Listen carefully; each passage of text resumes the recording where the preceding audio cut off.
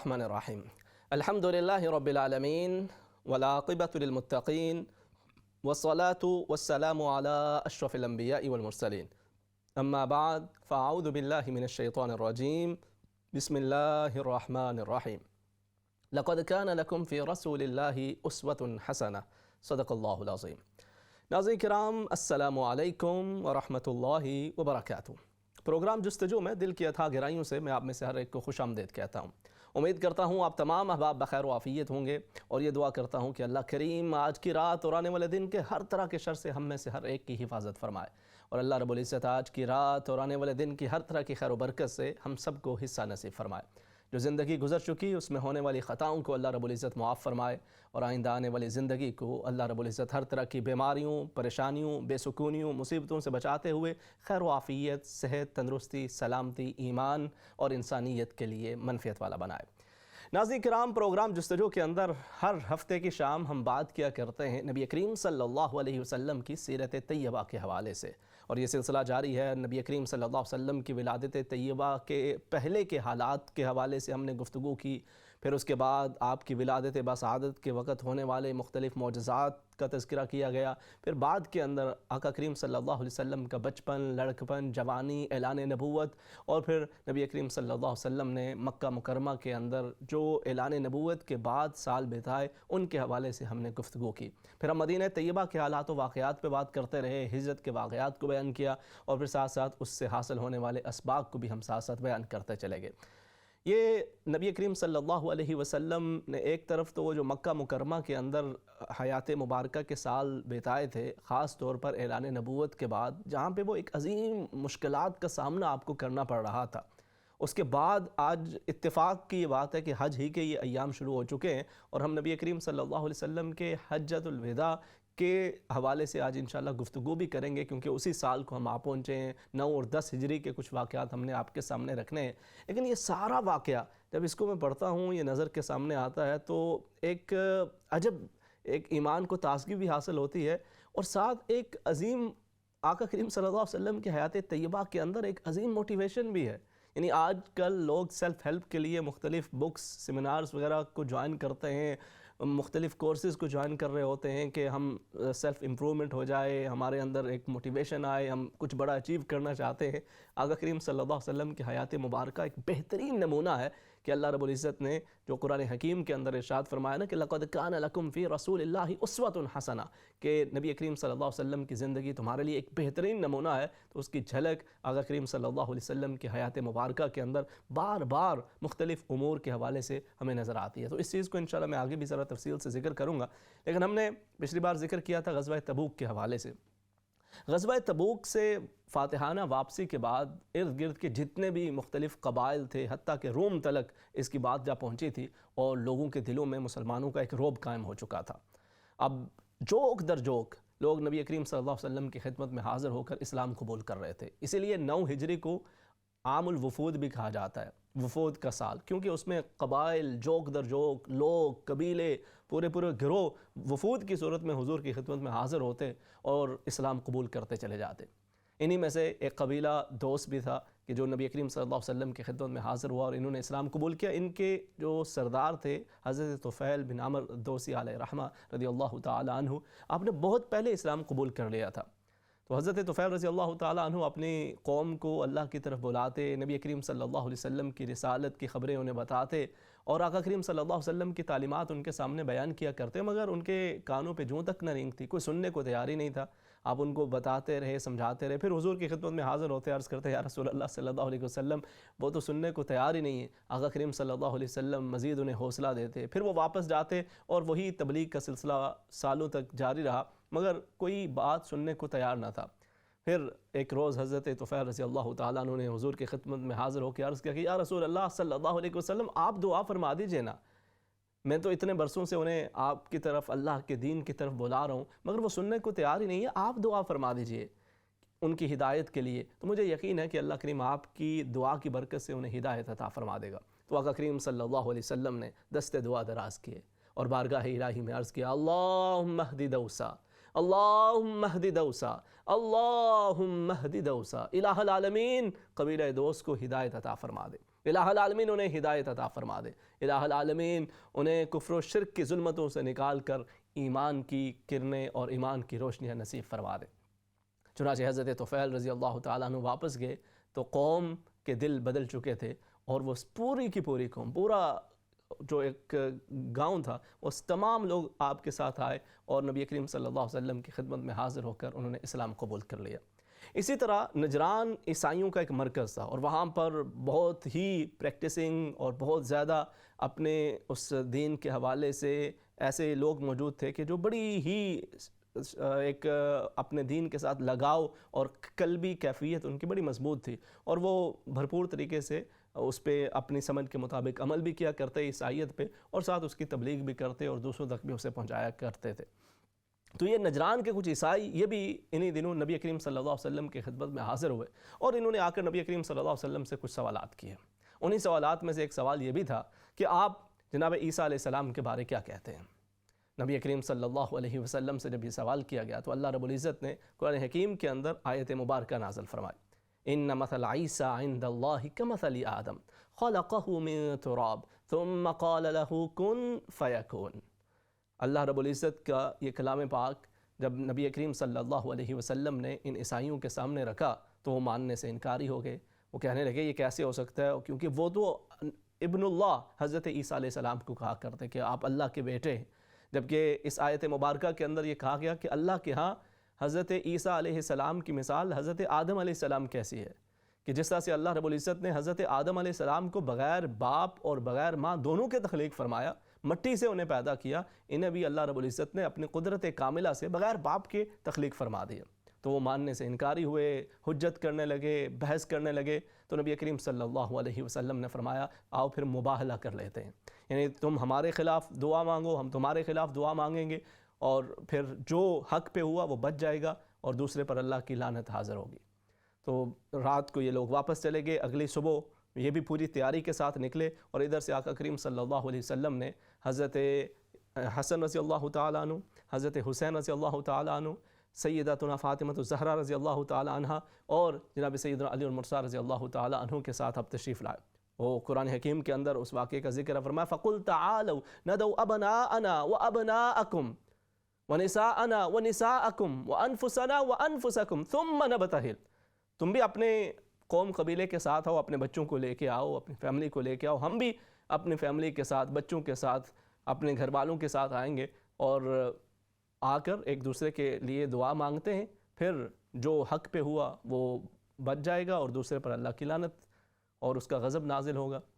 تو جب نبی کریم صلی اللہ علیہ وسلم اس شان کے ساتھ تشریف لے گئے، اور نجران کے ان عیسائیوں نے جب یہ دیکھا، اور ان میں سے جو ان کا سب سے بڑا اس وقت کا عالم اور وہ سب سے بڑا راہب تھا، جب اس نے یہ دیکھا منظر تو اس نے کہا کہ میں ایسے لوگ دیکھ رہا ہوں کہ یہ اگر دعا کرے تو اللہ رب العزت پہاڑ کو اپنی جگہ سے ہٹا دے، تو تم ان کے سامنے مباہلے کی نیت سے ہرگز مت جانا، ورنہ تمہارا نام و نشان کیا، تمہاری نسلوں کا نام و نشان بھی مٹتا چلا جائے گا۔ چنانچہ وہ مباہلہ سے بھاگ گئے، اور پھر بعد کے اندر ان میں سے کئی لوگوں نے اسلام قبول کر لیا۔ تو یہ وہ سال تھا کہ جس سال بہت سارے لوگ اسلام قبول کرتے چلے گئے، اور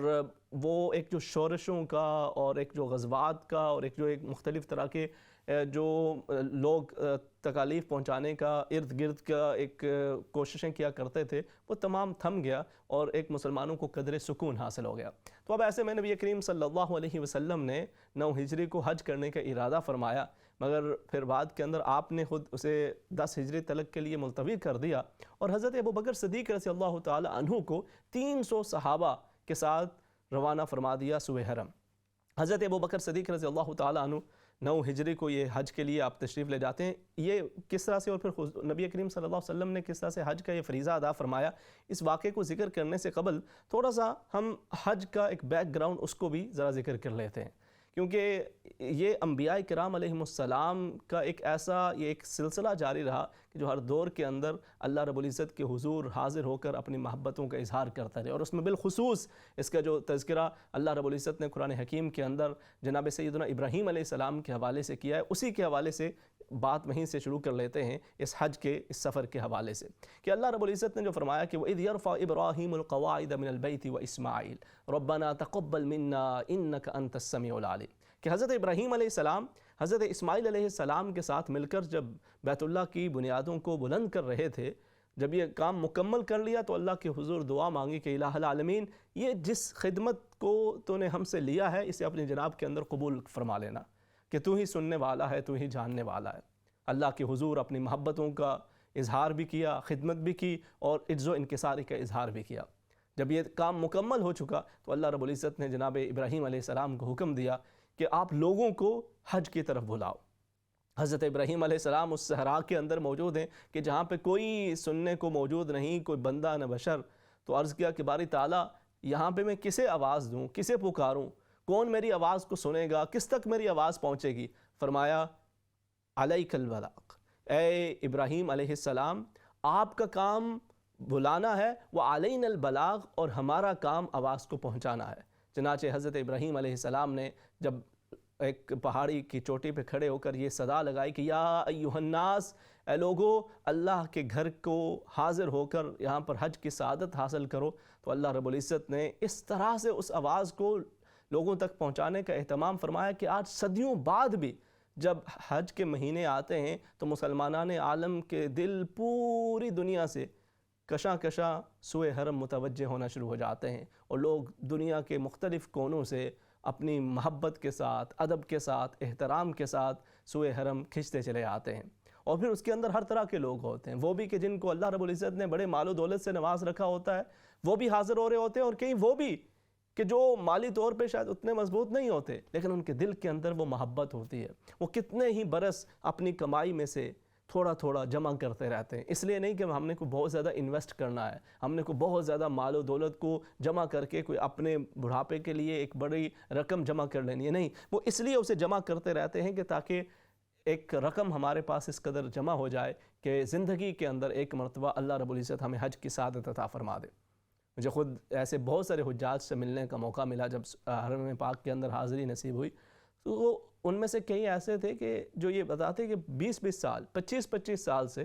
کچھ نہ کچھ بچاتے بچاتے جمع کرتے کرتے وہ اس قابل ہوئے کہ اب وہ حج کے لیے یہاں پہ حاضر ہیں۔ تو یہ جو ایک محبت ہے اللہ رب العزت نے اس طرح سے دلوں کے اندر ڈالی ہے کہ وہ حضرت ابراہیم علیہ السلام نے جو صدا لگائی تھی، اللہ رب العزت نے اسے پوری دنیا کہ ان لوگوں کیا ان کی نسلوں تک بھی اسے پہنچانے کا اہتمام فرما دیا، اور یوں یہ حج بیت اللہ اور وہاں سے محبت کا یہ سفر یہ تا قیام قیامت جاری رہے گا۔ حضرت ابراہیم علیہ السلام نے پھر حضرت جبرائیل علیہ السلام کی مائیت کے اندر حج، پہلا حج وہ وہاں پہ فرمایا، اور حضرت ابراہیم علیہ السلام نے جس طرح سے حضرت جبرائیل علیہ السلام نے انہیں بتایا پورا ایک وہ طریقہ کار، اس کے مطابق اس حج کو ادا کر دیا، اور یہی طریقہ آپ نے حضرت اسماعیل علیہ السلام کو بھی سکھلایا، اور پھر بعد کے اندر حضرت اسماعیل علیہ السلام نے یہ طریقہ باقیوں کو سکھایا، اور یہ اسی طرح سے ایک توحید پہ کاربند رہتے ہوئے حج کا یہ سلسلہ پھر جاری ساری رہا۔ مختلف انبیاء اور رسل، ان کی امتیں، وہ بیت اللہ کی سعادت، یہاں پہ حاضری کی سعادت حاصل کرتے رہے، یہاں پہ حاضر ہو کر حج کا فریضہ ادا کرتے رہے، اور یہ سلسلہ یوں ہی جاری و ساری رہا۔ مگر پھر آہستہ آہستہ قوم کے اندر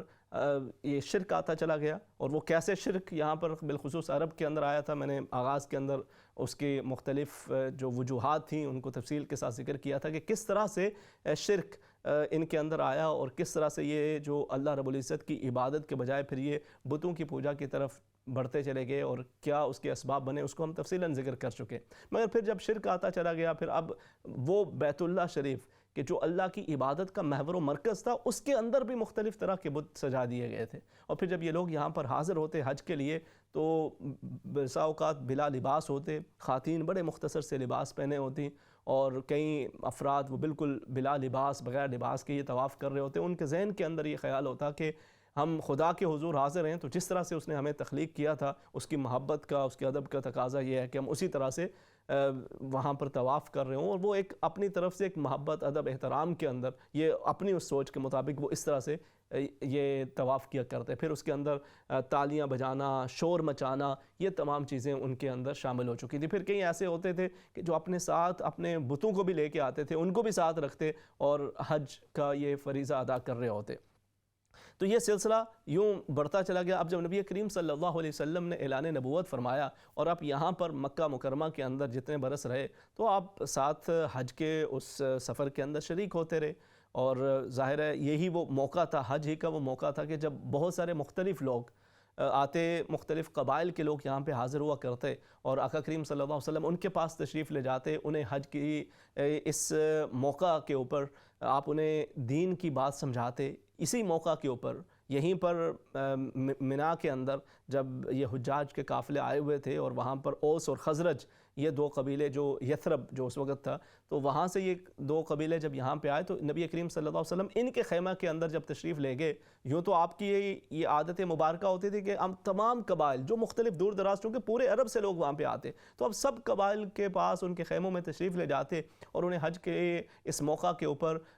دین اسلام کی طرف بلایا کرتے، اللہ کی توحید کا پیغام دیا کرتے، مگر کوئی سننے کے لیے تیار نہ ہوتا۔ پیچھے پیچھے ابو لہب ہوتا، وہ ساتھ کہتا جاتا کہ یہ میرا بھتیجا ہے، میں اس کے چچا ہوں، اور یہ ساحر ہیں، مجنوں ہیں، اور یہ وہ اس طرح کی مختلف باتیں کرتا کہ ان کی بات بالکل تم نے نہیں سننی۔ تو وہ یہ کرتا رہا، لیکن جب اوس اور خزرج کے یہ لوگ جب انہوں نے نبی کریم صلی اللہ علیہ وسلم کہ اس پیغام کو سنا اور انہوں نے اسلام قبول کیا، اور پھر بعد کے اندر اگلے سال مزید لوگ آئے اور اس طرح سے انہوں نے نبی کریم صلی اللہ علیہ وسلم کو مدینہ طیبہ کی طرف دعوت دی، اور آقا کریم صلی اللہ علیہ وسلم نے پھر صحابہ کرام کو ہجرت مدینہ کا حکم دیا۔ تو اس سے یوں اندازہ ہوتا ہے کہ حج کے اس موقع کے اوپر آقا کریم صلی اللہ علیہ وسلم بھی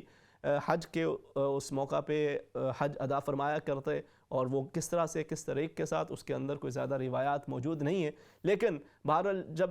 ہجرت ہو گئی تو ہجرت کے بعد 9 ہجری تک نبی کریم صلی اللہ علیہ وسلم نے ایک عمرہ تو ادا فرمایا، لیکن اس دوران آپ نے کوئی بھی حج نہیں کیا۔ 9 ہجری کو حضرت ابو بکر صدیق رضی اللہ تعالی عنہ کی قیادت کے اندر آقا کریم صلی اللہ علیہ وسلم نے 300 صحابہ کرام رضوان اللہ تعالی علیہم اجمعین کو حج بیت اللہ کے لیے بھیجا۔ جب یہ راستے میں پہنچے تو اتنے میں حضرت سیدنا علی المرتضیٰ رضی اللہ تعالی عنہ بھی آ گئے، تو حضرت ابو بکر صدیق رضی اللہ تعالی عنہ نے پوچھا کہ آپ کو امیر بنا کے بھیجا گیا ہے یا پھر اسی طرح سے قافلے کے اندر شریک ہونے کا حکم دیا گیا؟ تو حضرت علی المرتضیٰ رضی اللہ تعالی عنہ نے کہا کہ بل مأمور، مجھے بھی امیر بنا کے نہیں بلکہ قافلہ کے اندر شریک ہونے کا حکم دیا گیا ہے، اور نبی کریم صلی اللہ علیہ وسلم پہ سورہ برات نازل ہوئی ہے، مجھے حکم دیا گیا کہ وہ آپ تک پہنچا دوں اور وہ پیغام وہاں تک پہنچا دیا جائے۔ تو اب حضرت ابوبکر صدیق رضی اللہ تعالی عنہ اس قافلے کے ساتھ حرم پاک کے اندر پہنچے، فریضہ حج ادا کیا، اور پھر حج کی ادائیگی کے موقع پر آپ نے اس کے بعد تمام لوگوں کے سامنے اعلان کیا، اللہ کے حبیب کریم صلی اللہ علیہ وسلم کا پیغام سنایا۔ جناب سیدنا علی المرتضیٰ رضی اللہ تعالی عنہ نے سورہ برات کی تلاوت کی، اور پھر یہ اعلان کر دیا گیا کہ اب کے بعد حدود حرم کے اندر کسی قسم کے شرک کی اجازت نہیں ہوگی، اور بلا لباس طواف کی اجازت نہیں ہوگی، اور اسی طرح سے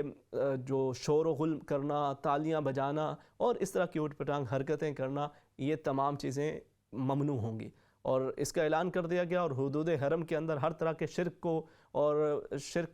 شرکیہ عادات و اطوار کو مٹا دیا گیا، ختم کر دیا گیا، اور اعلان عام ہو گیا کہ براءۃ من اللہ ورسولہ، اور سورہ برات کی وہ آیات مبارکہ سنا دی گئی، اور اس طرح سے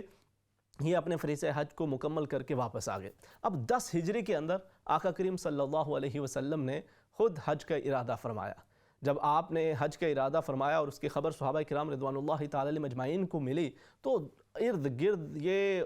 بات یوں پھیلی کہ مختلف طرح کے جتنے بھی قبائل جنہوں نے ابھی اسلام قبول کیا تھا سارے آتے چلے گئے، اور ابھی 2 سال پہلے جب آقا کریم صلی اللہ علیہ وسلم مدینہ طیبہ سے مکہ مکرمہ تشریف لے گئے تھے تو تقریباً 10,000 کا لشکر آپ کے ساتھ موجود تھا فتح مکہ کے موقع پر، مگر اب نبی کریم صلی اللہ علیہ وسلم کا یہ قافلہ جب راستے میں مزید ساتھ لوگ شامل ہوتے چلے گئے، جب آپ نے حج ادا فرمایا تو اس وقت آپ کے سامنے 1 لاکھ سے زائد صحابہ کرام رضوان اللہ تعالی علیہم اجمعین موجود تھے۔ تو یہ جو سال تھا خاص طور پہ 9 ہجری کا اور فتح مکہ کے بعد، ہر طرف سے بہت سارے قبائل نے اسلام قبول کیا تھا، قبیلہ پورا قبیلہ اسلام قبول کرتا چلا گیا تھا، اور اللہ رب العزت نے وہ جو فرمایا تھا نا کہ هو الذی ارسل رسولہ بالہدی ودین الحق لیظہرہ علی الدین کلہ، اور وہ ایک وہ منظر کہ جب نبی کریم صلی اللہ علیہ وسلم لوگوں کو بلایا کرتے تھے اللہ رب العزت کی طرف، صحن حرم کے اندر جب آپ ان کو اللہ کی ذات کی طرف بلاتے، عبادات کی طرف بلاتے، تو وہ سننے کے لیے تیار نہ ہوتے تھے، بلکہ الٹا نبی کریم صلی اللہ علیہ وسلم کو اذیت پہنچایا کرتے تھے، تکلیف پہنچایا کرتے تھے۔ آقا کریم صلی اللہ علیہ وسلم سجدے کے اندر تشریف لے جائے تو ان کے اوپر کوئی مختلف طرح کی غلاظت بھری چیزیں گرانے کی جسارت کی ابو جہل نے، تو اس وقت حضرت سیدتنا فاطمہ الزہرا رضی اللہ تعالی عنہ دوڑی دوڑی آئی تھی، اور آپ نے اپنے ننھے ننھے ہاتھوں سے اس غلاظت کے اس ڈھیر کو بھی دور کیا، اور پھر ساتھ پانی بہاتی چلی گئیں، آپ کے سر اقدس کو صاف کیا، اور ساتھ رو رہی تھیں۔ تو آقا کریم صلی اللہ علیہ وسلم نے فرمایا کہ میری بیٹی رو نہیں، یہ پیغام جو آپ کے والد لے کر آئے ہیں یہ ایک روز ہر گھر تک پہنچے گا۔ تو ایک وہ وقت تھا جب صحن حرم کے اندر اس طرح سے آقا کریم صلی اللہ علیہ وسلم کی توہین کرنے کی جسارت کی جا رہی تھی، اور دوسری طرف یہ منظر ہے کہ اب 1,00,000 سے زیادہ صحابہ کرام رضوان اللہ تعالی علیہم اجمعین نبی کریم صلی اللہ علیہ وسلم کے ساتھ یہ فریضہ حج ادا کرنے کے لیے موجود ہیں۔ آقا کریم صلی اللہ علیہ وسلم نے 25 ذوالقعدہ کی تاریخ 25 ہفتے کے روز آپ نے مدینہ طیبہ سے رخت سفر باندھا، اور آپ چلتے چلتے ابیار علی جو کہ اس وقت ذوالحلیفہ کا مقام کہا جاتا تھا، وہاں پر آپ پہنچے تو آپ نے فرمایا کہ امرت ان اصلی بہذا المقام، مجھے حکم دیا گیا کہ میں اس جگہ کے اوپر نماز ادا کروں۔ تو آقا کریم صلی اللہ علیہ وسلم نے وہاں پہ نماز بھی ادا فرمائی، رات آپ نے وہاں پہ قیام فرمایا، اگلے دن ظہر کی نماز کے بعد پھر آپ وہاں سے چلے اور مختلف مقامات سے ہوتے ہوئے روحہ پہ پہنچے۔ روحہ وہ مقام جب آپ وہاں پہ پہنچے تو وہاں پہ ایک کنواں، کہ جس کنویں کے بارے نبی کریم صلی اللہ علیہ وسلم نے بتلایا کہ اللہ کے نبی 70 کے قریب انبیاء اور رسل یہاں سے حج پہ جاتے ہوئے آتے ہوئے یہاں پہ قیام کرتے رہے۔ تو آقا کریم صلی اللہ علیہ وسلم نے بھی وہاں پہ قیام فرمایا، اور پھر رات آپ وہیں پہ ٹھہرے، پھر اگلے روز پھر یہ سفر کا سلسلہ جاری رہا۔ جب آپ وادی تنعیم میں پہنچے تو وہاں پہ جا کے آپ نے جو احرام کی چادریں پہنی ہوئی تھیں آپ نے ان کو تبدیل فرمایا، اور وہاں پہ آپ نے قیام کیا۔ اسی طرح اس سے قبل جو ابوا کا مقام تھا، وہ جگہ کہ جہاں پہ آپ کی والدہ ماجدہ کا انتقال ہوا تھا، آپ نے وہاں پر بھی قیام فرمایا، والدہ کی قبر پہ تشریف لے گئے، اور بے اختیار اس قدر آپ کی آنکھوں سے آنسو جاری ہوئے کہ صحابہ کرام رضوان اللہ تعالی علیہم اجمعین پہ بھی کب کبھی طاری ہو گئی، اور آقا کریم صلی اللہ علیہ وسلم کا چہرہ انور آنسوں سے تر تھا۔ پھر آپ نے وہاں پہ رات قیام فرمایا، پھر وادی تنعیم کے اندر بھی قیام کیا، وہاں سے احرام کی چادریں تبدیل فرمائیں، پھر چلتے چلتے آپ 4 تاریخ کو یہاں صحن حرم کے اندر آپ پہنچے، اور یہاں پہ آپ نے آ کے پہلے عمرہ کی ادائیگی فرمائی، اور اس کے بعد پھر جب حج کے ایام کا آغاز ہوا تو آپ نے فریضہ حج ادا فرمایا، اور صحابہ کرام رضوان اللہ تعالی علیہم اجمعین کو بتلایا کہ جیسے جیسے میں مناسک ادا کر رہا ہوں ویسے ویسے تم کرتے چلے جاؤ۔ اور اس طرح سے پھر صحابہ کرام وہاں پر، چونکہ بہت سارے وہ تھے جو نئے نئے اسلام کے اندر داخل ہوئے تھے، وہ مختلف سوالات پوچھ رہے تھے، آقا کریم صلی اللہ علیہ وسلم ان کی رہنمائی فرما رہے تھے، اور پھر 9 ذی الحج کو میدان عرفات کے اندر آقا کریم صلی اللہ علیہ وسلم نے وہ عظیم خطبہ ارشاد فرمایا کہ جس کو نہ صرف یہ کہ اسلام کی تاریخ بلکہ انسانیت کی تاریخ کے اندر ایک عظیم خطبہ قرار دیا جاتا ہے۔ یہ وہ موقع تھا کہ جب نبی کریم صلی اللہ علیہ وسلم نے اپنے صحابہ کرام رضوان اللہ تعالی علیہم اجمعین کو بتایا کہ یہ جو تفریق ہے سوسائٹی کے اندر امیر و غریب کی اور رنگ و نسل کی بنیاد کے اوپر، تو آپ نے سب چیزوں کے بارے فرما دیا کہ کسی گورے کو کسی کالے پر، کسی اجمی اور کسی عربی کے درمیان کوئی فرق نہیں۔ ایسا نہیں کہ عربی کو کسی اجمی پہ کوئی فضیلت ہو، کسی گورے کو کالے پہ کسی قسم کی کوئی فضیلت ہو، فضیلت فقط تقویٰ کی بنیاد پہ ہے۔ اور پھر آقا کریم صلی اللہ علیہ وسلم نے صحابہ کرام رضوان اللہ تعالی علیہم اجمعین سے پوچھا کہ وہ جو میرے رب نے مجھے پیغام دے کے بھیجا تھا کیا میں نے وہ تم تک پہنچا دیا؟ تو تمام کے تمام صحابہ بیک زباں عرض کے کہ یا رسول اللہ صلی اللہ علیہ وسلم قد بلغت الرسالہ، آپ نے نہ صرف یہ کہ پیغام پہنچایا بلکہ آپ نے پیغام پہنچانے کا حق ادا کر دیا۔ اور پھر آقا کریم صلی اللہ علیہ وسلم نے بارگاہ الہی میں عرض کیا کہ اے الہ العالمین تو بھی گواہ ہو جانا کہ جو پیغام تو نے مجھے دیا تھا وہ میں نے ان تک پہنچا دیا۔ اور پھر نبی کریم صلی اللہ علیہ وسلم نے صحابہ کرام رضوان اللہ تعالی علیہم اجمعین کی رہنمائی فرمائی، اور جتنا آپ نے اس موقع پہ جو خطبہ ارشاد فرمایا آخر میں آپ نے ارشاد فرمایا کہ یہ میرا پیغام تم ان تک بھی پہنچانا جو موجود نہیں ہے۔ آج وہ پیغام ہم تک ہے، ہماری یہ ذمہ داری ہے کہ ہم اس پیغام کو سمجھیں، اور اسی مقصد کے لیے ہم یہ سیرت طیبہ کا بیان بھی کر رہے ہیں۔ ہر جمعے کو نبی کریم صلی اللہ علیہ وسلم پہ نازل ہونے والی کلام مجید کی تعلیمات بھی تذکرہ کر رہے ہیں تاکہ یہ پیغام ہم خود بھی سمجھیں اور ہماری آئندہ آنے والی نسلوں تک بھی یہ منتقل ہوتا چلا جائے۔ اس کے بعد پھر نبی کریم صلی اللہ علیہ وسلم کے جو آخری چند ایام مبارکہ ہیں زندگی کے، وہ کس طرح سے گزرے، ان کے اندر کیا واقعات ہوئے، انشاءاللہ ان کو ہم اگلے ہفتے بیان کریں گے۔